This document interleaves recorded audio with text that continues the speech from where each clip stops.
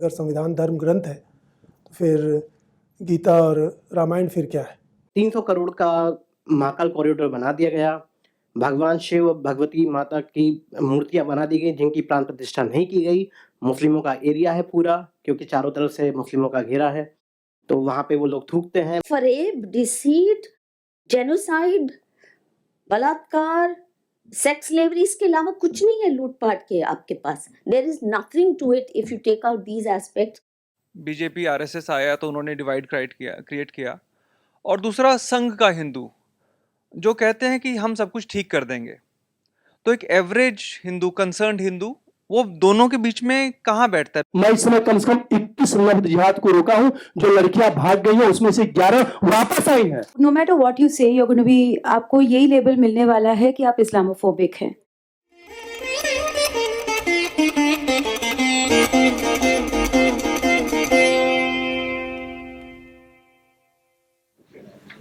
संघ द्वारा हिंदू देवी देवताओं या धर्म ग्रंथों को संविधान से, भगवा ध्वज या रंग को तिरंगे से, मंदिरों को भारत माता या राष्ट्र से रिप्लेस करने की कोशिश दिखाई देती है। अभी 15 अगस्त के मौके पर भी मंदिर मार्ग में बिरला मंदिर पर पूरे प्रोजेक्शन से उस पर तिरंगा रंग ही प्रोजेक्ट किया जा रहा था। यह जो कोशिश है धर्म या नीति या इनका स्थान संविधान को देने की, इसके बारे में आप क्या कहेंगे? मुझे लगता है इसमें आपको जो बात खटकी है वो मुझे भी खटकती है कि इसमें धर्म की समझ कमज़ोर है। जैसे संविधान को धर्म ग्रंथ कहना, ये भी उसी तरह की बात है, क्योंकि जिस अर्थ में धर्म को लिया जाता है, अगर संविधान धर्म ग्रंथ है तो फिर गीता और रामायण फिर क्या है? तो घालमेल करना शब्दों का, ये कहीं न कहीं धर्म की समझ की कमी दर्शाता है। और दूसरी ओर चूँकि दूसरी पार्टियों के कुछ अपने आइकन हैं, कुछ सिंबल है, और यहाँ चूँकि पूरी विचार शून्यता है, जैसा मैंने बौद्धिक मोर्चे की वीरानी में कई उदाहरणों से और कई घटनाओं से दिखाने की कोशिश की है, तो इस विचारहीनता या खालीपन को, एक हीन भावना को वो किसी न किसी तरह ऐसे सिंबल्स से भरना चाहते हैं जिससे लगे कि नहीं, उनका भी कुछ है, उनकी भी कोई आइडियोलॉजी है, उनका भी कोई आइकन है, उनका भी कोई सिंबल है। तो ये एक तरह का वीक ये अटेम्प्ट है, बचकाना प्रयास है। और दूसरे लोगों ने भी इसको नोट किया है कि भारत माता को जिस रूप में श्री अरविंदो ने या टैगोर ने व्यक्त किया था, वो भाव इसमें नहीं है। इसमें भाव है कि हम बस सबको हम राष्ट्र, देश, देशभक्ति शब्दों का यह बमबारी करते रहें और इसी से सब कुछ हो जाएगा। ऐसा कुछ होता नहीं है। मुझे लगता है कि इसमें ये दो कमियां झलकती हैं, लेकिन इसका प्रमाणिक उत्तर तो वही दे सकते हैं। ये जो भ्रम है, नूपुर जी ने भी ये पूरी इस पे चर्चा करी, पूरे हिंदू समाज में भ्रम है। इस्लाम के ऊपर हमारा शत्रुबोध है ही नहीं बिल्कुल। तो इसमें एक आर्ग्यूमेंट ये नहीं हो सकती कि बीजेपी और संघ परिवार में भी नहीं है, तो उसकी वजह से जैसा बाकी हिंदू समाज है वैसे ही ये सब भी काम करते हैं, तो केवल उन्हें क्यों पिन पॉइंट करना, ये तो सिस्टमिक प्रॉब्लम है।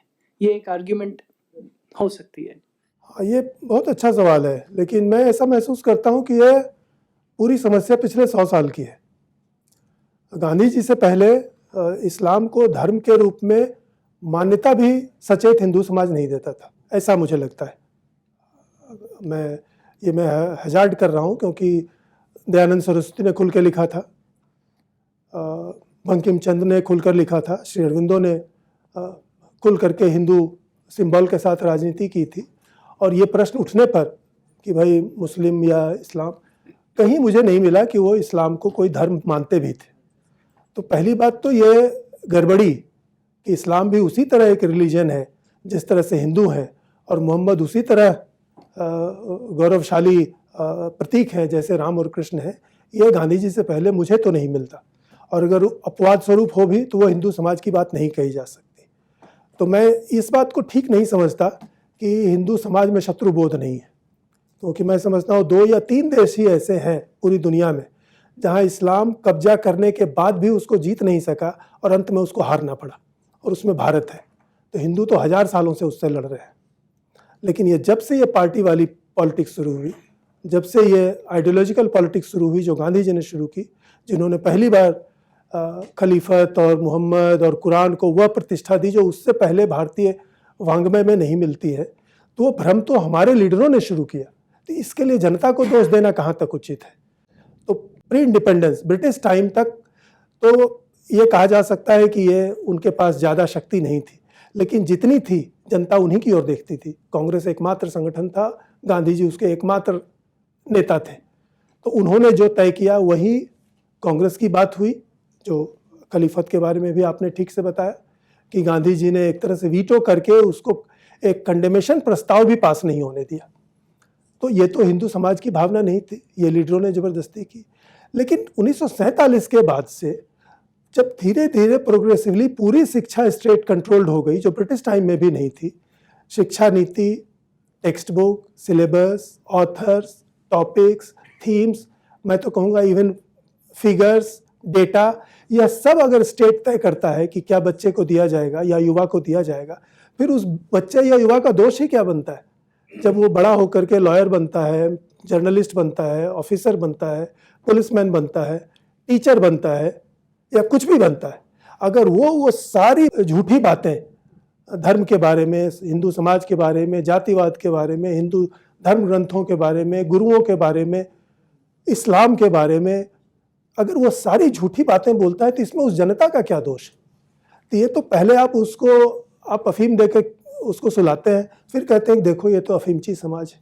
मैं इसमें कुछ गड़बड़ी पाता हूँ।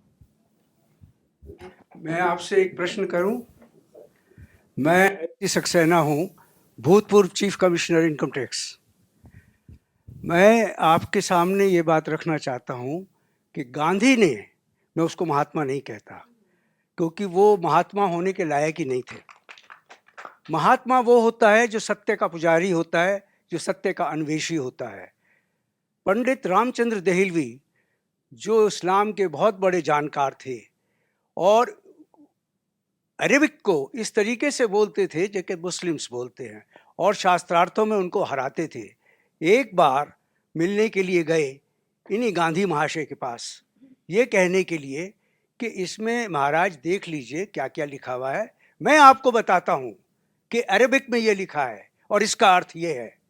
और आपको मैं याद दिलाऊं, 14वें समोल्लास में महर्षि स्वामी दयानंद सरस्वती ने इस्लाम के ऊपर ही व्याख्या करी है, जो कि उन्होंने उसके जो दोष थे वर्णन किया था।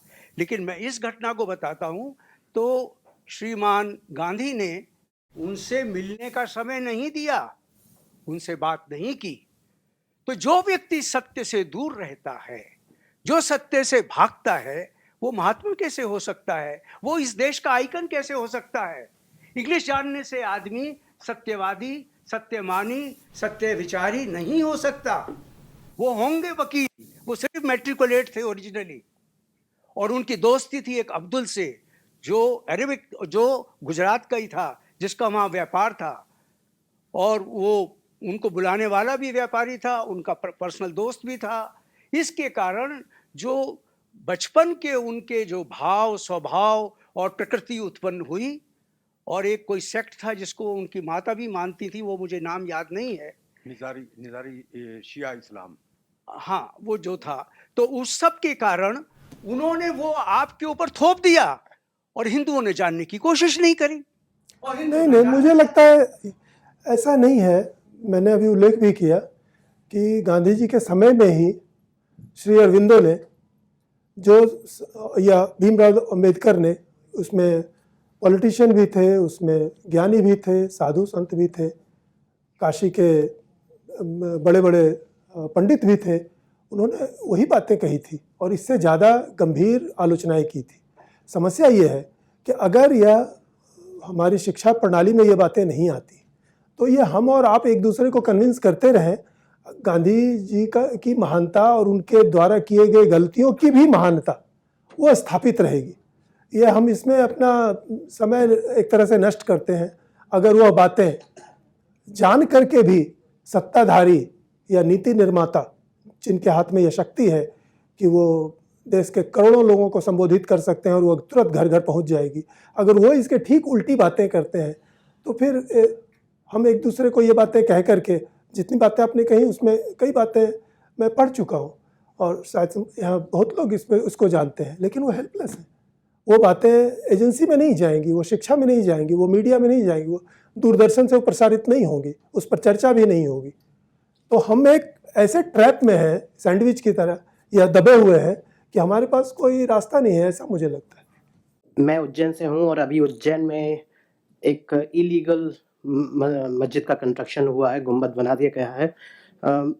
प्रशासन के द्वारा कलेक्टर के बोलने पर भी मोहम्मद के ऊपर एक प्रतियोगिता रखी गई, बहुत लोगों के व्हाट्सएप पे आया होगा। उसका जब हम विरोध करने गए मेरे वहाँ पे, क्योंकि मैं हफ्ते भर से तो यहीं हूँ, वहाँ पे जब मेरे साथी विरोध करने गए, बोले कि इसमें प्रश्न शिवराज जी के द्वारा इसको प्रस्तावित कर दिया गया है, हम इसको पोस्टपोन कर सकते हैं, उसके अलावा कुछ नहीं कर सकते। क्योंकि इसमें इस्लाम जो लोग हैं उनसे कहा गया कि हम तो ये जानना चाहते हैं कि आपके जो देवी देवता हैं उनके बारे में हम जानें, हमारे प्रॉफेट मोहम्मद के बारे में आप जानें, इससे भाईचारा बढ़ेगा। अब इसमें सरकार कुछ कर नहीं सकती। दूसरी चीज़, 300 करोड़ का महाकाल कॉरिडोर बना दिया गया, भगवान शिव भगवती माता की मूर्तियां बना दी गई जिनकी प्राण प्रतिष्ठा नहीं की गई। मुस्लिमों का एरिया है पूरा, क्योंकि चारों तरफ से मुस्लिमों का घेरा है, तो वहाँ पे वो लोग थूकते हैं। मैंने ये कहा कि कम से कम 84 मंदिर, क्योंकि मनोजी जी ने बताया था मुझे, वो अभी अशोकनगर डिस्ट्रिक्ट में आई थी, तो ऐसे बहुत सारे मंदिर जो गुप्त साम्राज्य की वजह से जिनका जीर्णोद्धार नहीं हुआ है, ये 300 करोड़ वहाँ लगाए जाते तो मंदिर में चढ़ावा तो अपने आप खुद ही आ जाता, लोग चढ़े और ज़्यादा रेवेन्यू आता। तो ऐसे ये जो कॉरिडोर बनाए जा रहे हैं, ये केवल पार्टी को खुश करने के लिए या अपना महिमा मंडित करने के लिए, जबकि हमारे जो मंदिर ऐसे बहुत सारे हैं उनका जीर्णोद्धार होना बाकी है, तो उनका क्या? तो ये जितनी भी चीज़ें, मैं इंद्र जी के साथ भी काम करता हूँ, लेकिन जब मैं उनसे बात रखता हूँ कि मुस्लिम राष्ट्रीय मंच क्यों बनाया है, तो गुलरेख सिख जी को आपने, जिनके फादर वनवासी कल्याण मंच में काम कर चुके हैं, लेकिन उनकी माता हिंदू है, तो उनको आप क्यों आगे बढ़ रहे? जबकि मुझे पूरा का पूरा ये लगता है कि वो नेशनल स्पोक पर्सन होकर बहुत सारी चीज़ें मुस्लिम ऑर्गेनाइजेशन को बताते हैं, तो उसके ऊपर मुझे चुप करा दिया जाता है। मुझे ऊपर से कंप्लेन करी जाती है कि भारत रक्षा मंच में मैं था, मुझे इस बात से मुझे वहाँ पे यूथ सेक्रेटरी के पोस्ट पे मैं था, वहाँ से 1 हफ्ते पहले निकाल दिया जाता है। तो ये सारी चीज़ें जो हम, मेरे जैसे ऐसे बहुत सारे लोग हैं, हम लोग क्या करें? पार्टी में भी, यहाँ बाहर भी। ये बहुत कठिन प्रश्न है, सबको अपना उपाय स्वयं ही ढूंढना होगा, ऐसा मुझे लगता है। कि जितनी बातें आप कह रहे हैं ये एक तरह की उसकी पुष्टि है कि जो आलोचना मैं कर रहा हूँ, इसका कोई रेडीमेड उत्तर नहीं है। जो जहाँ जिस स्थिति में है उसी में कुछ उपाय कर सकता है, लेकिन ये जरूर है कि हर व्यक्ति कुछ ना कुछ कर जरूर सकता है। मैं आपकी पूरी परिस्थिति नहीं जानता, लेकिन मुझे लगता है कि कुछ किया जा सकता है। लेकिन समस्या ये है कि जो बातें संगठित रूप से स्टेट या रिसोर्सफुल पार्टी के द्वारा हो रही हैं, उसका प्रतिकार आसान नहीं है, लेकिन असंभव नहीं है। पहले तो आप दोनों को धन्यवाद, दोनों ने बहुत ही कॉम्प्रिहेंसिव प्रेजेंटेशन दिया। 2 बातें आपके लिए शरण जी, एक तो अपनी पुस्तक का अंग्रेजी अनुवाद भी करवाइए प्लीज़। बहुत आवश्यक है कि आपका लेखन अंग्रेजी वालों के दिमाग का कचरा निकाल ले, तो कृपया ये कीजिए। दूसरा, जो आप ही ने कहा, मैं उससे सहमत होते हुए शत्रुबोध की बात करना चाहूँगी हिंदू समाज के। मेरे पेरेंट्स की जनरेशन तक ये भूल जाएं हम कि इस नेता ने कहा, दयानंद सरस्वती ने कितना जागृत करने की कोशिश की इस्लाम के बारे में वगैरह वगैरह, परंतु मेरे माँ पिता की जनरेशन तक नहीं खाते थे मुसलमानों के हाथ का खाना, नहीं रहते थे उनके मोहल्लों के पास, और रिश्ता करना तो मतलब बिल्कुल नाइटमेयर लगता है। मुझे याद है एकदम आप जब बात कर रहे थे, मेरे माँ पिता ने कभी मुझे किसी बात से मना नहीं किया, और मैं सोचती हूँ इतना निरंकुश छोड़ना नहीं चाहिए था। खैर, उन्होंने किया और मैंने झेला उसको, परंतु मेरी माँ ने केवल और केवल एक बात मुझे कही थी। उनको मालूम था कि मन मर्जी की मालिक हूँ, तो बोले कुछ भी कर लेना, मुसलमान से शादी मत करना। एक सेंटेंस, और मेरे दिमाग में वो रहा। उस वक़्त मैंने समझा नहीं उसका आशय पूरी तरह से। पार्टीशन रेफ्यूजी फैमिली थी और मुझे याद है मेरी माँ मेरे साथ जब अमेरिका गई एक बार न्यूयॉर्क में, हम किसी जूइश फ्रेंड के यहाँ रुके थे और 3 दिन तक मेरी माँ ने खाना नहीं कुछ खाया। फल बाहर रखा होता तो ले लेती थी। हम हैरान परेशान चुप, क्योंकि उनको आदत नहीं थी। She was very silent quite person. I mean अपने को अपनी ऑब्जेक्शंस नहीं इस तरह रजिस्टर करती थी। और फिर जब हमने दूसरे तीसरे दिन पूछा क्या, तो बोले बीफ रखा है फ्रिज में, pastrami. As you know, Jews are very fond of beef pastrami. She wouldn't eat simply because some beef was kept there. फिर हमने धोया फ्रिज को, सब कुछ किया, तो नहीं खाते थे उनके हाथ का। और बीफ तो बहुत दूर की बात है। अब आते आते मेरे ही परिवार के जो यंगस्टर्स हैं उनको फ़र्क ही नहीं पड़ता बीफ खा रहे हैं कि क्या खा रहे हैं, मीट इज़ मीट। तो बहुत शत्रुबोध था और उसको कैसे तोड़ा गया उस अवेयरनेस को, वो अपने आप में, आप तो कहानी वो ही बता रहे हैं आप दोनों। आपके लिए नुपुर थोड़ा लेट आई, माफ़ी चाहती हूँ, पर 2 बातें। Again a great presentation, very comprehensive and lot to make sense of from there. आपने 2 बातें कही, एक तो कि प्लूरलिज्म तभी पॉसिबल है जब सब माने कि ग्रेन ऑफ ट्रूथ है दूसरे में भी। मुझे लगता है कि हमें कहना पड़ेगा ग्रेन ऑफ ट्रूथ भी नहीं है तुम्हारे पास, नो थैंक यू, नहीं है। और फरेब, डिसीट, जेनोसाइड, बलात्कार, सेक्स स्लेवरी, इसके अलावा कुछ नहीं है लूटपाट के आपके पास। There is nothing to it if you take out these aspects, तो कुछ भी नहीं है। So I am not even willing now, you know, मैं जो कि गांधी से ग्रस्त थी कितने साल तक, मैं जब ये कह रही हूँ तो मुझे लग रहा है कि बहुतों का खून खोल चुका होगा। मेरा इतना लेट खोला तो बहुतों का खोल रहा होगा। आउटलेट की, एक कंसोलिडेटेड आउटलेट की हमारे पास कमी है। सो ग्रेन ऑफ ट्रूथ हम नहीं अब मानने वाले। और उसको रिलीजन नाम की चीज़ भी, आई मीन हम पहले कहते उससे तो निकल चुके हैं, ऑल रिलीजन्स आर सेम, बकवास। बट इसको मैं रिलीजन भी नहीं मानने वाली। इसका ये जेनोसाइडल कल्ट है and full stop, there is nothing more to it. Secondly, you said Hindus need protection, no doubt. I mean, that's step 1. But I think we've come to a point when we have to be able to not only acknowledge to ourselves, but to be able to say out straight and clear, publicly and of course privately to ourselves, which is इस्लाम और Christianity के साए में हमारा बचना असंभव है, नहीं जी सकते हम।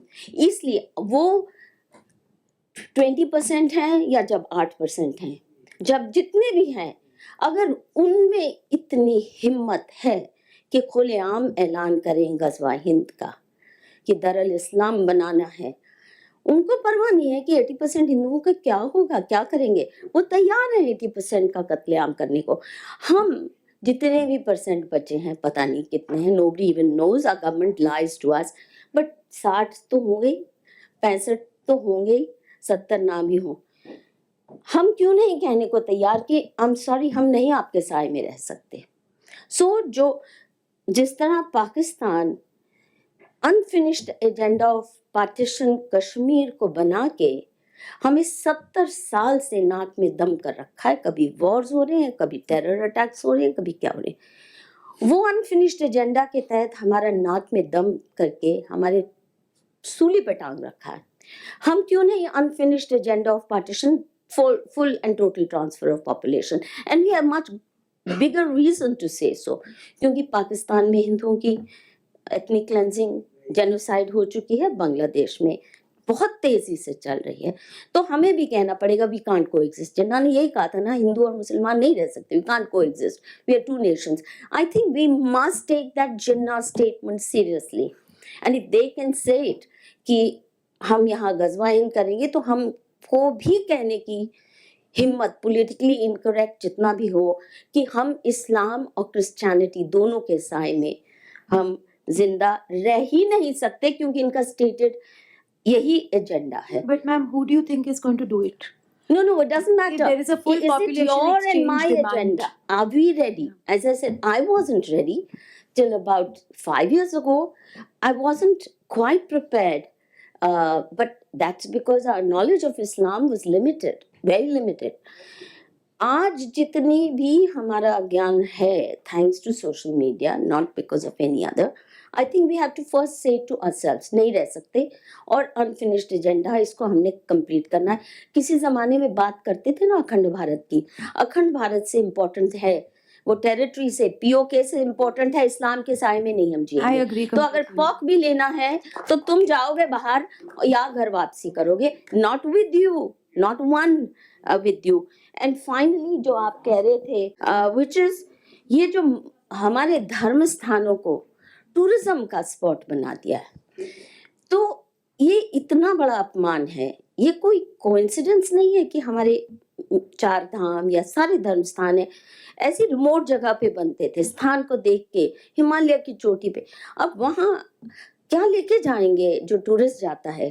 कचरा, शिट छोड़ के क्या आते हैं हम अपना वहाँ पे? तो sacredness of that is gone and we just seem enamored with the fact कि वहाँ भी मॉल्स बन रही हैं, वहाँ भी अच्छी शॉपिंग हो सकती है, वहाँ भी कैसीनो भी आ जाएंगे. तो ये मुझे लगता है कि इस पे भी होपफुली जगेंगे लोग. Thank you. मेरा सवाल सिंपल है. सेक्युलर हिंदू जो कहता है कि सब ठीक तो चल रहा है, बीजेपी आरएसएस आया तो उन्होंने डिवाइड क्रिएट किया, और दूसरा संघ का हिंदू जो कहते हैं कि हम सब कुछ ठीक कर देंगे. तो एक एवरेज हिंदू, कंसर्न्ड हिंदू, वो दोनों के बीच में कहाँ बैठता है? बिकॉज ना वो सेक्युलर्स के साथ बैठ सकता है जो कहते हैं कि कुछ भी गलत नहीं है, सब ठीक चल रहा है, और ना वो संघी हिंदू के साथ बैठ सकता है बिकॉज दे से कि वी आर इन कंट्रोल, देखो कितने रोड्स बन गए हैं, देखो कितना कुछ डेवलपमेंट हो रहा है, इंडिया का यूएस कितना सम्मान कर रहा है, यूरोप से हमारे पास डेलीगेशंस आ रही हैं. एक तो सवाल ये है सर कि thanks to Sangam Talks, thanks to OpIndia, कि एक जनरेशन आ रही है बाहर जो सोचती है कि हमें कुछ करना है, पर उनको कोई, देयर आर नो टेकर्स. संघी हिंदू भी उसका टेकर नहीं है, सेक्युलर हिंदू भी इसका टेकर नहीं है. तो हमें दोनों तरफ अपना क्लाउड बढ़ाना है. दूसरा सर, बीजेपी सरकार हर जगह स्टैट्स दिखाती है, ये 6 करोड़ सिलेंडर गए, ये 50,000 किलोमीटर का रोड बन गया है, ये बन गया है. तो हमारा जो हिंदू जेनोसाइड का डाटा है, लेट्स टॉक स्टैट्स कि इस राज्य में इस महीने में इतने हिंदू कटे हैं, इस राज्य में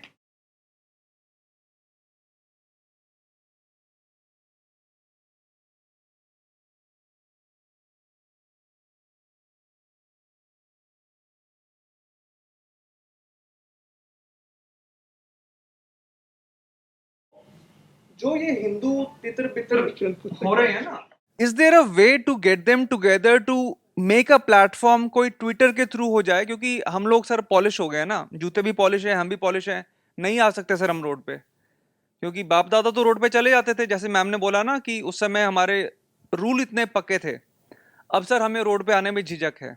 I'll say from probably everybody would like to agree. So let's form 2-3 specific platforms. One, to collecting data, because sir एक डेमोक्रेसी में अगर एक हिंदू की वोट है तो एक मरे हुए हिंदू की भी तो वोट होनी चाहिए ना. क्वेश्चन क्या है, थोड़ा सा हाँ. संक्षिप्त में प्लीज बंद So करते the thing is, let's put the data together. And let's have very concrete structures, because जिन्होंने हमारे स्ट्रक्चर्स को एब्जॉर्ब कर लिया है, उन्हें लगता है कि अब हम ही कर रहे हैं, वो सब कुछ कर रहे हैं. Let's make some more structures. So thankful to the platform that Sangam Talks has raised. थोड़ा सा स्ट्रक्चर और करना है सर. धन्यवाद. May I just make one point to you? I think as Hindus पिछले 8 से 10 साल में हम खुद रियलाइज नहीं करते हैं कि हम कितने आगे आ गए हैं, क्योंकि चेंज इतना स्लो है और इतना ग्रेजुअल है और इतना ऑन अ रेगुलर बेसिस है कि हम शायद खुद रियलाइज नहीं करते हैं. मैं आपको एक ऑप इंडिया का एग्जांपल दूंगी. मेरे ज्वाइन करने के पहले एक आर्टिकल आया था, why I am proud of the Babri demolition. अब तभी तक हमें कॉन्फिडेंस नहीं था कि हम वो मेन पेज पे पब्लिश कर सकते हैं उस आर्टिकल को। We were really scared. Recently, we actually picked up that old article again and we had the confidence to publish it on the main website. ये जो ओवरटन विंडो हिंदुओं ने शिफ्ट किया है पिछले 8 से 10 साल में, उसका शायद इफेक्ट हम आज तक रियलाइज खुद नहीं कर पा रहे हैं कि हमने कितना प्रोग्रेस किया है। So I understand there are secular Hindus, I understand there are political Hindus, but Hindus have collectively made this progress and that victory is each one of us. आज मैं बोल सकती हूँ बहुत गर्व से कि मुझे बाबरी गिरा उसके ऊपर कोई खेत नहीं है। I am very proud of the demolition because it was an illegal structure. Today I can very proudly से कि हमें काशी मथुरा भी चाहिए। आज मधु किशोर जी ने जो बातें की, शी इज़ कॉन्फिडेंट कि अभी गेट के बाहर 2 पुलिस ऑफिसर्स नहीं खड़े होने वाले हैं जो उनको अरेस्ट करके ले जाएंगे under 295A। So as Hindus we have manage to shift the Overton window. और रास्ते पे निकलने की बात है, दंगा हमेशा मुसलमान स्टार्ट करता है लेकिन ख़त्म हिंदू करता है। दिल्ली दंगे भी शुरुआत मुसलमान ने की थी, मारकाट उन्होंने शुरू की थी, लेकिन उन्होंने हाय तौबा कब मचाया? जब हिंदू बोला 10 far and no further, you will not kill another Hindu, I have come on the streets। तो दंगा मुसलमान स्टार्ट करता है, ख़त्म हिंदू करता है। तो आज भी ऐसे हिंदू हैं जो ज़मीन पे उतरते हैं, लेकिन तब उतरते हैं जब ज़रूरत होती है। Because Delhi riots was finished by Hindus. Uttam Nagar जिले का बजरंग दल सुरक्षा प्रमुख हूं विश्व हिंदू परिषद से, ठीक है। और एक बात, आप पालिश क्यों हो गए ये अपने आप में देखिए, क्यों पालिश हो गए। हमारे जो पूर्वज थे ना, बड़े पराक्रमी थे, ठीक है। हम क्यों भूल गए? कन्या आप अपने अंदर ढूंढिए। हम इस्लाम या ईसु टिसु या हुलूला टूलूला के विषय में क्यों चर्चा करते हैं? हम अपने विषय में चर्चा क्यों नहीं करते हैं? हम कहां हैं, हम इस पर क्यों चर्चा नहीं करते हैं? आप इतना सामर्थ्यवान बन गए। मैं बता दूं, इस पूरे विश्व का एक चीज बता देता हूं, सामर्थ्यवान हमेशा कमजोरों का शोषण किया है। वो चाहे जो आप सामर्थ्यवान रहेंगे, दूसरा शोषण नहीं करेगा। आप सामर्थ्यवान रहिए। मैं अपनी बात बता दूं, बड़े प्रभु को बता दूं, मैं इस समय कम से कम 21 लफ्ज जिहाद को रोका हूं। जो लड़कियां भाग गई हैं उसमें से 11 वापस आई हैं। ये मैं अपनी बात बता रहा हूं। आप जाकर के अभी मटियारा की बात है, वहां जाकर देख लीजिएगा। और मैं बता दूं, मैं 150 मजार को तोड़ चुका हूं, चाहे लीगल से चाहे इलीगल से। ये मैं बता रहा हूं। और मैं 15 साल से जुड़ा हूं संघ से, उसके बाद में बजरंग दल से 15 साल से मैं जमीनी पे काम करता हूं और हिंदुत्व झगड़े के लिए सर्वस्व न्यौछावर करने के लिए तैयार हूं, लेकिन मरने के लिए नहीं, मारने के लिए तैयार हूं। आप जिस दिन मारने के लिए तैयार होंगे उस दिन यह नहीं होगा। आप अपने को कमजोर क्यों समझते हैं? मैं सबसे बोलना चाहता हूं, मैं इस सुन रहा हूं और नूपुर जी से मैं 2% समझ पाया क्योंकि इंग्लिश मेरी कमजोर है। यूपी से आता हूं मैं, इंग्लिश कमजोर है, लेकिन सर ने जो बोला मैं कहीं कहीं उनसे सहमत था, कहीं कहीं नहीं सहमत था। क्योंकि उन्होंने अब तक जितनी भी बातें बताई, पार्टी मतलब बीजेपी की हो या कांग्रेस की, उन्होंने आलोचना की मेरे हिसाब से, जो मैं समझ पाया।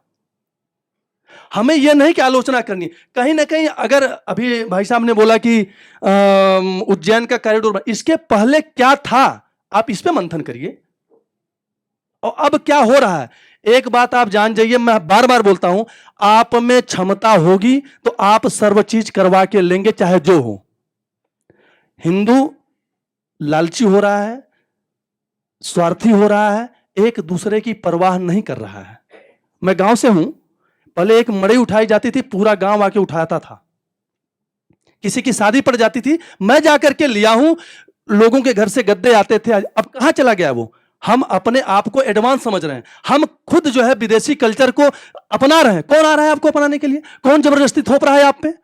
ये हमारे अभी माता जी ने सारी चीजें सही की, लेकिन इन्होंने बोला कि हमारे बेटे या हमारे जो आगे हैं वो बीफ खा। आपने क्यों उनको सही शिक्षा, अगर आपसे जो शिक्षा मिली आपको, आपके पूर्वजों से, आपके दादा माता पिता से, आपने अपने बच्चों को शिक्षा क्यों नहीं दी? कमियां हमारे अंदर है, कमियां मेरे अंदर है, मैं अपने कमियों को छोड़ के क्यों डिजर्व करूं? जी बस यही कहना चाहता हूं। बस भाई साहब ने बोल दिया, बहुत देर से क्वेश्चन पूछना था। अगर कुछ गलत बोला हूं तो क्षमा चाहूंगा। और मैं बोल दिया कि पहले मैं ज्ञान से हर तरह से मैं छोटा हूं, इसलिए जय श्री राम। जो नूपुर से मैं बिल्कुल पूरी तरह सहमत हूँ। 8 साल में जो हमने प्रोग्रेस करी है, this would have been unimaginable before this BJP Yes. Government in power हम लोग अरेस्ट हो सकते थे। हमने संगम टॉक्स में एक टॉक करवाने के लिए डर लगता था कि कहीं आके अरेस्ट ना कर दें। फिर हमने कैलकाटा कुरान पिटिशन पे भी कर लिया, उससे कहाँ पर आकर हम खड़े हैं। This was not possible. इस पे ये शंकर जी जो क्रिटिसिज्म आता है ना, मुझे लगता है कि कई बारी थोड़ा सा ये वाला एस्पेक्ट नहीं देखा जाता उसको, कि हमारी मूवमेंट हुई है, प्रोग्रेस उन्होंने नहीं करी हमारे कॉजेस पे, मगर अड़चन नहीं डाली है। शायद हमें प्रोग्रेस करने का मौका मिला है। नहीं, मैं इससे पूरी तरह सहमत नहीं हूँ। मुझे लगता है जितनी प्रोग्रेस हुई है उसका सबसे बड़ा श्रेय सिर्फ इस नई टेक्नोलॉजी को है। मैंने नहीं देखा कि जितनी भी बातें कही गई ये दूरदर्शन पर भी कही जा सकती हैं। ये डिस्कशन दूरदर्शन पर भी हो सकता है, ये लॉफुल होगा, ये नहीं होता। हमें स्टेट से या उससे कोई इंकरेजमेंट नहीं हुई है। एक ये हाइपोथेटिकल इमेजिनेशन है कि अगर ये उनकी सरकार होती तो ये नहीं होता, वो नहीं होता। मैं तो लंबे समय तक ऐसी जगह काम कर रहा हूँ जहाँ काम करना कठिन होता, और लोगों ने कहा भी मुझे प्लीज़। तो ऐसा कुछ नहीं है। पार्टियों की दृष्टि से अगर तुलना करें तो मुझे नहीं लगता कि कांग्रेस कम हिंदू पार्टी है, या उनके रिकॉर्ड में बहुत सी चीज़ें ऐसी हैं जो बीजेपी सोच भी नहीं सकती, उनके लीडर बोल भी नहीं सकते। नेहरू ने कहा है कि ऐसे मिशनरीज को कह दो यहाँ से चले जाने के लिए जो यहाँ सिर्फ कन्वर्जन कराना चाहते हैं। उन्होंने नियोगी कमीशन बनाया था, सिर्फ ये कांग्रेस ने ये बताने के लिए कि डाटा कलेक्ट करके बताओ कि ये इनकी सबवर्सिव एक्टिविटीज़ भारत के लिए क्या है। आज उससे कई गुना मिशनरीज बढ़ चुके हैं। क्या वो एक कमीशन भी बना सकते हैं? वो कमीशन किस चीज़ के लिए बना रहे हैं? वो कमीशन बना रहे हैं कि उन क्रिश्चियंस और मुस्लिम्स को क्यों ना दिया जाए जिसको कांग्रेस ने मना किया था। इसलिए मैं इसमें थोड़ा स्केप्टिकल हूँ कि कांग्रेस आसानी से हमें अरेस्ट कर लेती और हमें दंडित कर देती। मुझे इस पर डाउट है। उसमें भी जो हिंदू हैं, जो एमपी हिंदूज हैं, और बल्कि मुझे ठीक याद नहीं है कहाँ मैंने पढ़ा, मैंने सुना कि किसी अच्छे सोर्स ने बताया, बोला कि रामकृष्ण मिशन को मिसेज इंदिरा गांधी ने नॉर्थ ईस्ट में भेजा था मिशनरियों को चेक करने के लिए। यहाँ तो उनके लोग जाते हैं, ये उनके सारी एक्टिविटी को जस्टिफाई करते हैं उनके बड़े बड़े लीडर, वो भी मीडिया में आकर के। जो ये कह रहे थे इनका टॉप लीडर क्यों नहीं बोलता, दूरदर्शन से क्यों नहीं बोलता, मीडिया में क्यों नहीं बोलता, ओपन इंडिया में जाकर के इंटरव्यू क्यों नहीं देता। ये नीचे के लोग हमें भड़काएं, गुस्सा दिलाएं, अपने आप को ही दोषी समझना सिखाएं, और ऊपर के लोग उन्हीं लोगों को मदरसे बना करके दें, उनको पैसे दें, उनको सेंट्रल यूनिवर्सिटीज दें। ये कौन सी चीज़ है? ये तो मैं समझता हूँ कि हर एक जगह पर अपने आप को डालना। जितने भी इस तरह के हिंसात्मक गतिविधियां हुई, बंगाल में हुई या शाहीन बाग में हुई, कौन बजरंग दल का लीडर अरेस्ट हुआ? किसने लीड किया? अगर वो लीड नहीं कर सकता तो फिर उसको कहने का कोई हक नहीं है। निचले लोगों का वो दुरुपयोग कर रहे हैं। जिन्ना का नाम लिया गया कि जिन्ना ने कहा था 2 नेशन हम हैं, उसके मुकाबले हम क्या नीचे यहाँ बैठ के राहुल जी बोलेंगे? जिन्ना की तुलना में सिर्फ गांधी बोल सकते हैं, ओवैसी की तुलना में सिर्फ उसी लेवल के आरएसएस या बीजेपी के लीडर बोल सकते हैं। वो क्या बोलते हैं? वो ठीक उल्टी बात बोलते हैं कि मोहम्मद के रास्ते पर चलो, राम और कृष्ण की तरह मोहम्मद सम्माननीय है।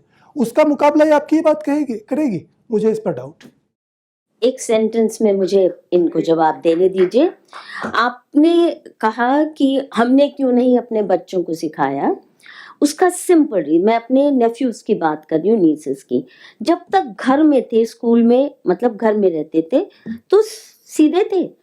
कॉलेज गए, ये जो इलीट यूनिवर्सिटीज, हॉस्टल्स में गए, कोई कनाडा या जहाँ भी, अशोका यूनिवर्सिटी भी, किसी में दिल्ली यूनिवर्सिटी भी, वहाँ ये सारी वो बातें आई हैं।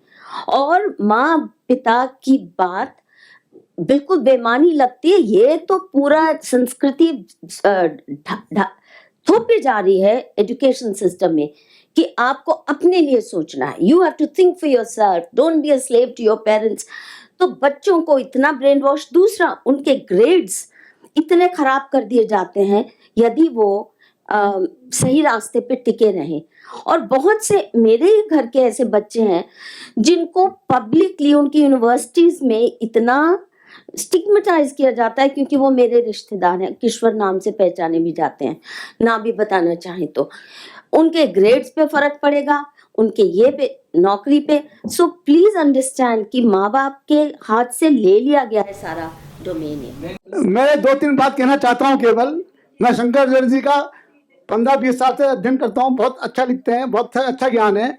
मैं ये कहना चाहता हूँ कि जैसे जनसंघ का भगवा रंग निकल के तिरंगा लगा दिया, बीजेपी ने 2 रंग ला दिए, तो आरएसएस के भगवे में हरा रंग कब आएगा? राष्ट्रीय मुस्लिम मंच बना रखा है इन्होंने, और रोजा इफ्तार पे दावत देते हैं ये।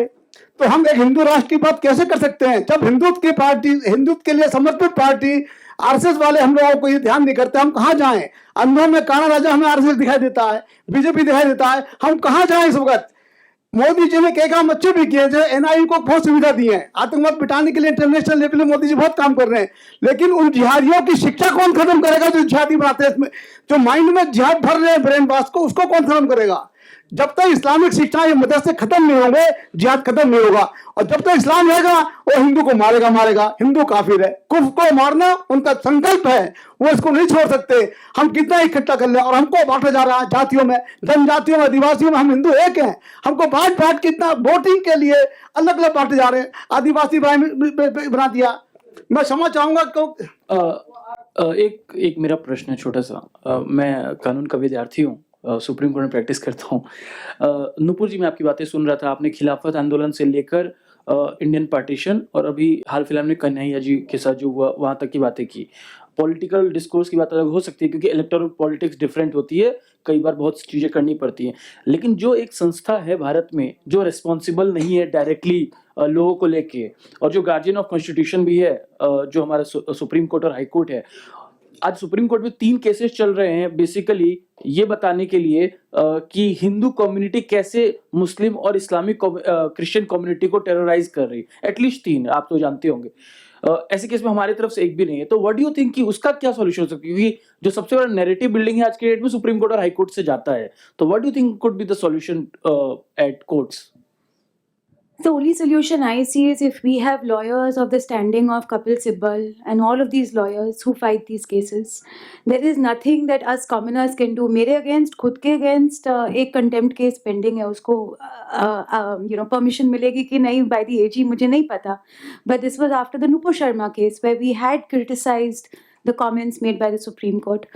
तो ये तो लॉयर कम्युनिटी से ही आना पड़ेगा। अगर वहाँ पे 3 केसेस हैं जो बोल रहे हैं कि Hindus are persecuting Christians and Muslims, where are lawyers from our side?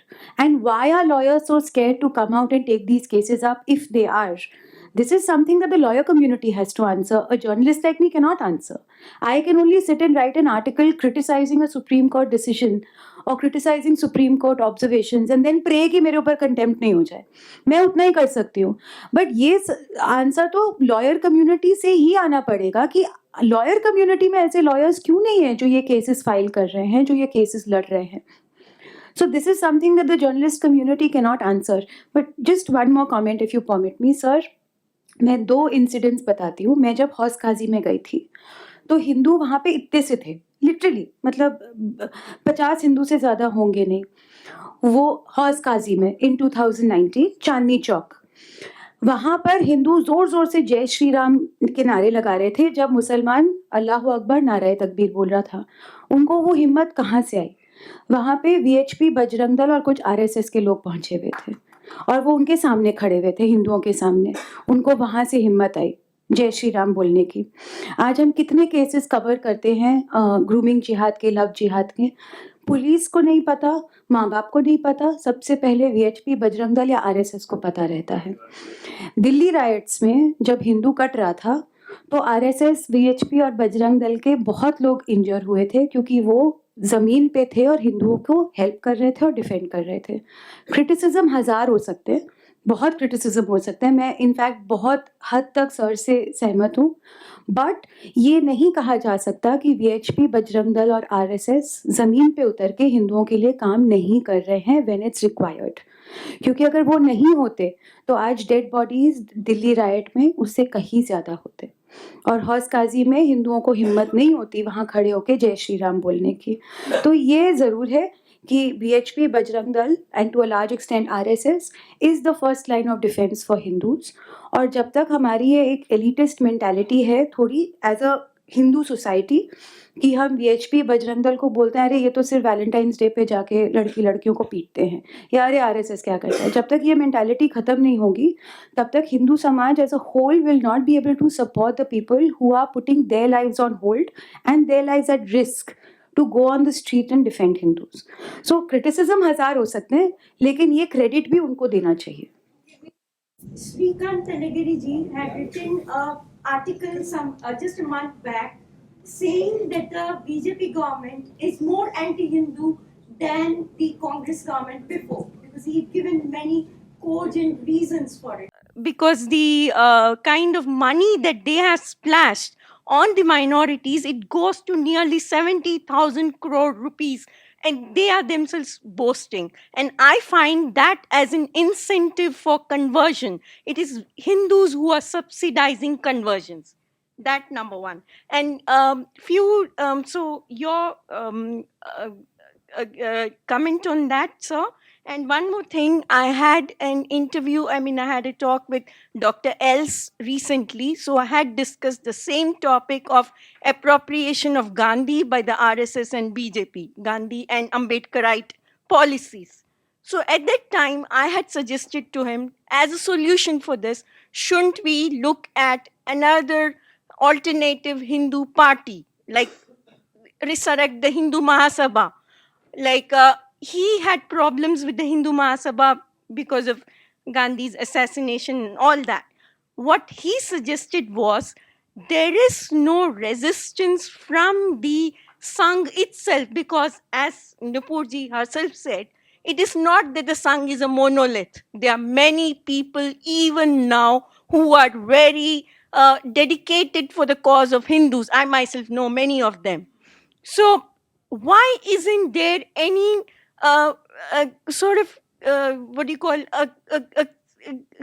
why isn't any opposition coming from the Sangh itself to correct itself?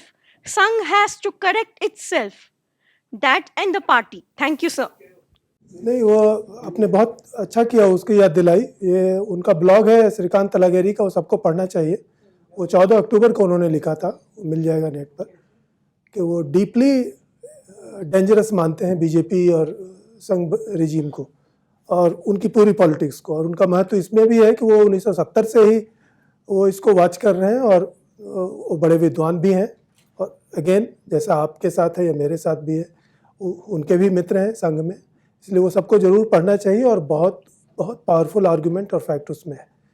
और मुझे लगता है कि उस पर जो इंजीनियर साहब ने कहा कि ये उस पर थोड़ा अपराध बोध नहीं होना चाहिए सड़क पर उतरने का। आज की लड़ाई सड़क पर उतरने की तीसरे नंबर की है। पहली लड़ाई आप देख रहे हैं कि अमेरिका में पिछले 3 इलेक्शन जो हुए हैं वो सोशल मीडिया पर लड़े और जीते गए हैं और हारे गए हैं। आज भी ट्विटर में क्या आ रहा है वो ज़्यादा इम्पॉर्टेंट है। सड़क पर जो दंगे फसाद होते हैं या लड़ाई रेसिस्टेंस होती है उसका महत्व है, लेकिन वो तभी है जबकि ऊपर में आपकी पीठ पर कोई हो।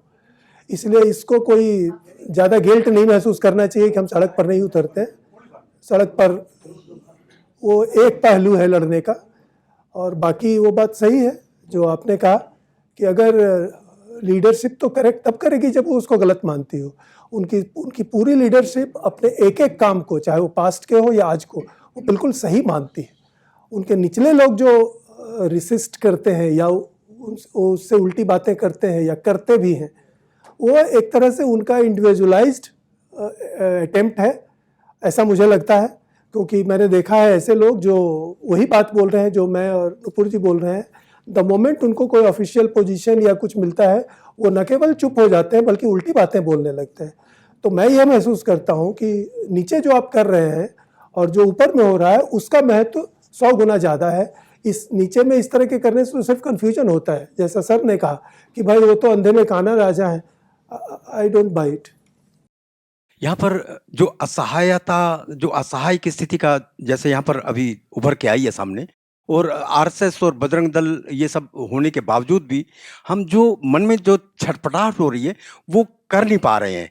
तो वो उसका एक कारण ये भी है कि या तो हम धर्म को समझते नहीं हैं, और जैसा आपने भी कहा कि धर्म के बारे में उनको जानकारी नहीं होने के कारण से भी इस प्रकार की समस्याएं होती हैं। अब मैं ये कहता हूँ कि अभी मधु किशोर मैम कह रही थी कि हम 60% आबादी ही सही, 60% होने पर भी मान लीजिए हम 60 करोड़ तो हैं, 60 करोड़ भी छोड़ दीजिए, हम 50 करोड़ तो हैं, और हमारे विधर्मी जो हैं, विधर्मी कितने होंगे? मैं कोई 22 करोड़ कहता है, मैं कहता हूँ 35 करोड़ हैं। 35 करोड़ के भी 40 करोड़ मान लीजिए, और हम लोग एक तरफ 60 करोड़ या 50 करोड़। यदि अगर हम जागरूक हैं 50 करोड़, यदि हम प्रत्येक व्यक्ति ये संकल्प ले ले कि मैं अपने जीवन में कम से कम एक विधर्मी की घर वापसी करूंगा, और घर वापसी कर दूंगा। और घर वापसी कैसे की जाती है? घर वापसी वैचारिक परिवर्तन है, वैचारिक परिवर्तन है। हम वही हैं, हमारा डीएनए वही है, सब कुछ वही है। हम केवल वैचारिक परिवर्तन अगर करने में सफल हो जाते हैं तो हमने एक शत्रु को समाप्त करने के साथ साथ वो एक राष्ट्रांतरण जो कर रहा है, जो धर्मांतरण कर रहा है, उसको भी हमने कम कर दिया। अभी मैम ने भी बताया था, जिन्ना ने या इधर उधर जो भी उन्होंने उदाहरण दिए थे। तो हम एक विरोधी को भी कम कर रहे हैं और एक समस्या को भी कम कर रहे हैं।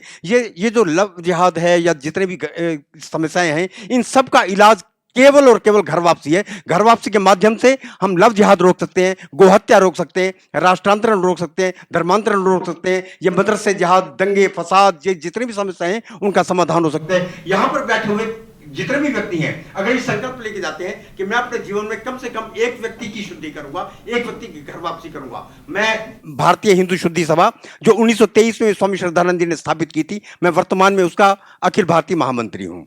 और मैंने अपने जीवन में हजारों शुद्धियां की हैं, हजारों घर वापसियां की हैं। लगभग लाख के आसपास मैंने घर वापसियां की हैं, लाख से थोड़ी कम होगी, लेकिन लाख के आसपास मैंने घर वापसियां की हैं। और मैंने अपने बल पर की हैं, मैंने अपने खर्चे से की हैं। मैं स्वयं जाता हूं, कहीं भी कोई कार्य हो स्वयं जाता हूं, ये स्वयं अपने हाथों से करता हूं। और यदि इस कार्य के लिए किसी को भी कोई सहायता की आवश्यकता हो तो मेरा फोन नंबर यहां पर उपलब्ध होगा, तो मेरे को यदि आप संपर्क करते हैं तो हम उसी वक्त उसी दिन निःशुल्क ये कार्य करते हैं, और हर तरह से लीगली भी और धार्मिक जो रिचुअली है उस तरह से भी पूरा करते हैं। ये इस बात का मैं आपको विश्वास दिलाता हूं। मेरा नाम अनामिका है और मैं थिएटर से हूँ। जैसे आपने अपने डिस्कशन में बोला कि गुड मुस्लिम्स, बैड मुस्लिम्स, हाँ, तो एज ए हिंदू, बिकॉज मेरे लिए डिफ्रेंशिएट करना पॉसिबल नहीं है, इसलिए मेरा स्टीरियोटाइपिंग करना इनएविटेबल होगा। अभी जो कॉमन डिस्कशंस में मैं अपने फ्रेंड्स के साथ इश्यूज फेस करती हूँ, जो सेक्युलर्स हैं या जो मुस्लिम्स हैं, हु आई नो कि their heart beats for India and they are good people, but हमारी साइड से काफ़ी सारे डिस्कशंस में इतनी अतिशयोक्ति या लेबलिंग हो जाती है कि मैं उन्हें लॉजिकल पॉइंट्स दे के भी ये कन्विंस नहीं कर पाती कि ये जो पूरा नैरेटिव और ये जो सिविलाइजेशनल वॉर और ये जो सब कुछ है, ये एंटी इस्लाम है और एंटी मुस्लिम नहीं है। So how do I negotiate What's with the this? difference? What's the difference? What's the difference between यदि Islam मैं and Muslim? एंटी मुस्लिम रखूँ तो वो अपनी आइडेंटिटी पे ले I जाते agree. हैं, तो No, I agree. I understand what you mean. हाँ, But look, no matter what you say, you're going to be, आपको यही लेबल मिलने वाला है कि आप इस्लामोफोबिक हैं।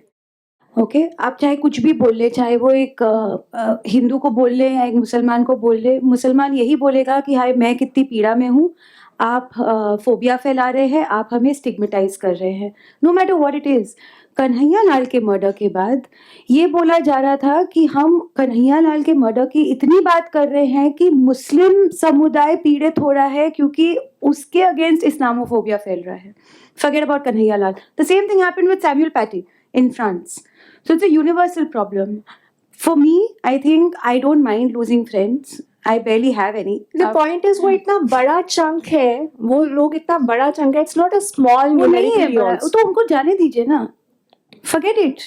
वो अपने आप जब pardon my saying so, but when the mob is outside our doors, we don't remember कि लेबल कौन सा है और हम इस्लाम के खिलाफ लड़ रहे हैं या मुसलमान के खिलाफ लड़ रहे हैं. So let them see how situation unfolds in India and they'll know themselves. The only response to being Islamophobic is that phobia is an irrational fear. My fear of Islam is very real and it is backed by evidence. true. So it's not a phobia. Other than that, if you can convince them. I'm of the opinion that if you can't convince them, they're long gone anyway. When violence erupts, they'll understand. If violence erupts, they'll understand. But I think उससे भी ज़्यादा कहीं ज़्यादा important है कि जो लोग already इस तरफ है, which is an overwhelming group of people, ऐसा नहीं है कि हम बहुत कम हैं नंबर्स में, who think like you, who think like me, or who think like anybody in this room. We are not very few in number. That is why we are sitting here today. That is why Op India is what it is. That is why sir is writing a book. क्योंकि audience है, और audience है क्योंकि लोग भी वैसा विश्वास करते हैं. What is important is कि ये जो nuances हमारे लोग ही मिस कर लेते हैं, हम ही मिस कर लेते हैं.